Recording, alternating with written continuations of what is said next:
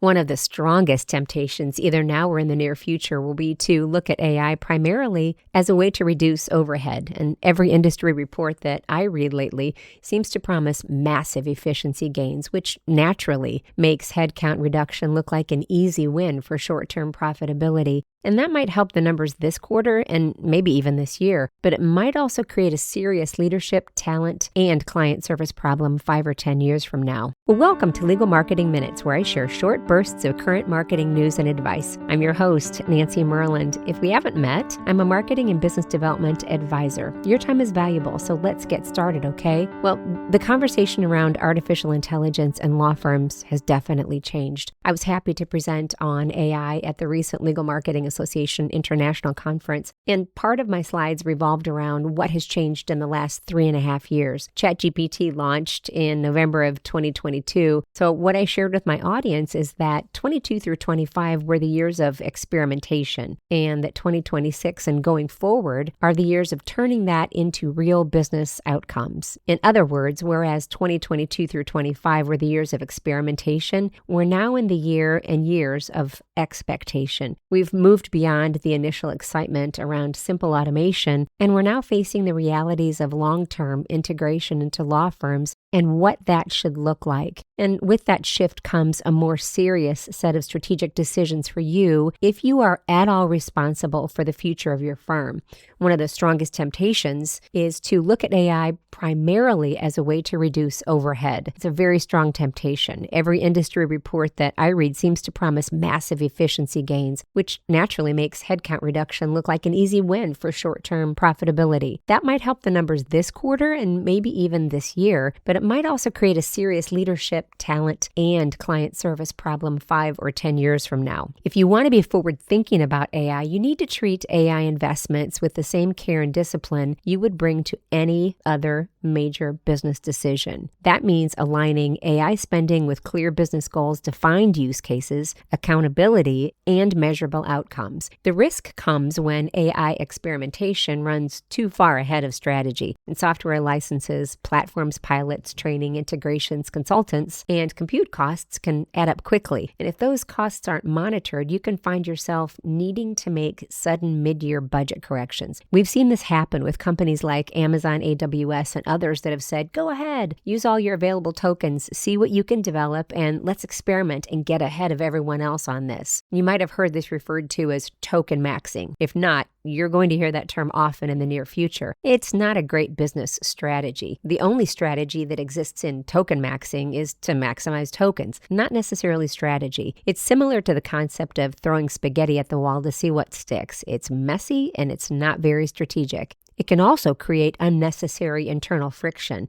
Disciplined departments that planned carefully and stayed aligned with the firm's goals may suddenly be asked to reduce spending because the firm's AI budget grew without enough oversight. And that's not really a technology problem. It's a leadership and a planning problem. Avoiding that tension requires clear planning and guidelines right from the beginning. You need to know what you're testing, why you're testing it, who owns the decision, what business problem you're trying to solve, how success will be measured, and how much you're willing to spend before pausing to reassess. I mean, don't get me wrong, experimentation is important and I'm all for it, but so is discipline. If you get this right, you'll understand that innovation and accountability have to travel together. There's just no choice. When you view AI only through the lens of cost reduction, the first people placed at risk are usually not the most senior people in the organization. The pressure often lands on entry-level professionals, junior associates, and newer business professionals. And that's because AI is especially useful for foundational work. I mean, it can sort documents, summarize information, conduct initial research, draft preliminary language, organize data, and identify patterns. And these are also many of the tasks that have traditionally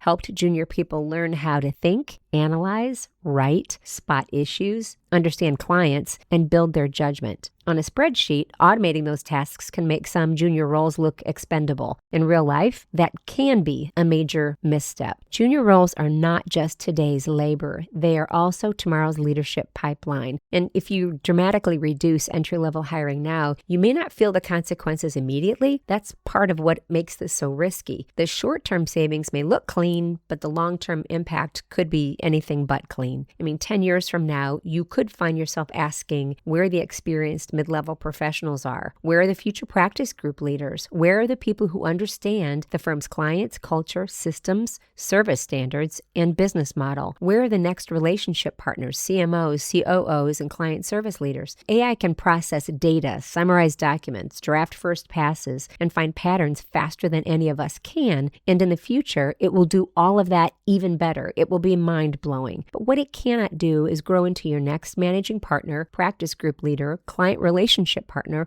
or chief marketing officer. People do that, but only if you continue to invest in them. Eliminating junior roles to improve margins may feel efficient today, but it can leave your firm with a serious talent gap later. That's not a future you should create casually. We've seen versions of this before. When business development became a more important part of law firm growth, many internal marketing and communications professionals had not yet been trained in those specific client acquisition and growth skills. And the need for business development was and is real, but the training was not always there. And as a result, many firms hired from the outside to fill the gap. Sometimes outside talent is exactly what's needed, but overlooking the people who are already inside the firm is expensive. It can also be demoralizing. You lose an opportunity to build on institutional knowledge, loyalty, culture, and existing relationships. So the better approach is to recognize this shift early and try to prepare your people for what comes next. AI will change the work. That doesn't mean it should automatically eliminate the people. It means you need to ask how current professionals can be trained, elevated, and moved into more sophisticated, client-focused, and very strategic roles. When repetitive work is reduced, found time should not automatically become eliminated time. It can become development time, client service time, innovation time, business development time, and the time people need to think more deeply, ask better questions, and solve more valuable problems. So instead of eliminating junior roles, you can use this found capacity to strengthen the firm in several ways. For example, what about accelerated development? When repetitive work is reduced, junior professionals can be exposed earlier to strategic thinking, client issues, judgment building, and higher value work. Teams can use newly available time to provide deeper insights, more proactive communication, and better overall support to your clients. A strong entry-level and mid-level pipeline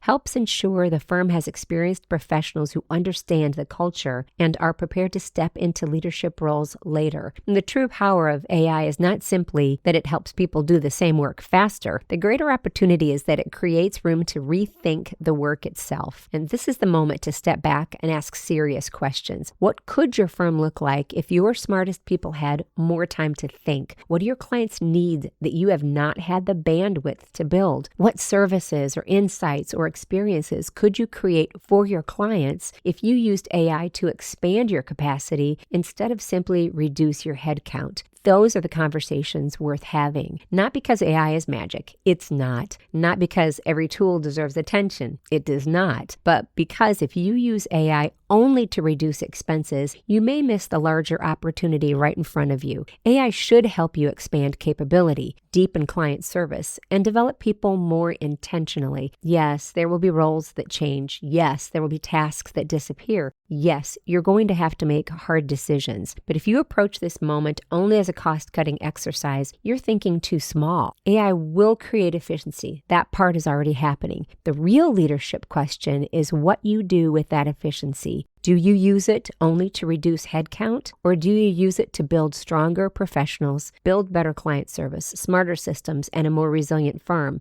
If you get this right, your firm will not simply become leaner, it will become more capable. You will use AI not just to eliminate, but to elevate your people. Well, that's it for today's Legal Marketing Minutes. Please do me a favor and let me know your thoughts about this topic. It's new and it's ever changing. If you're in a place where you can leave a comment, please do so, as I'd love to hear from you. If not, you can always find me on my blog at myrlandmarketing.com, which is MYRLAND marketing.com. Well, thank you so much for spending a few legal marketing minutes with me. I know your time is valuable, so I appreciate you spending a few of them right here. Until next time, I'm Nancy Myrland. Take care.